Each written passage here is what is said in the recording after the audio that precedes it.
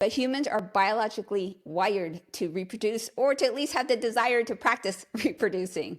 And so if there's nothing in your body that is urging you to do that, that's worth investigating. Now, it could be something biological, like the lack of hormones, or psychological, like depression or a history of trauma. But essentially, when there's a fix or a cure, something like going to the doctor and restoring your hormones or getting therapy, but you just refuse to do it, you refuse to figure out what the core problem of your lack of desire is, and you just expect your husband to accept that this is just how things are, that's an unrealistic ask of him. And that's also an extremely selfish stance to take. But you do not get to unilaterally decide it for your husband. She doesn't believe he is worth making a priority.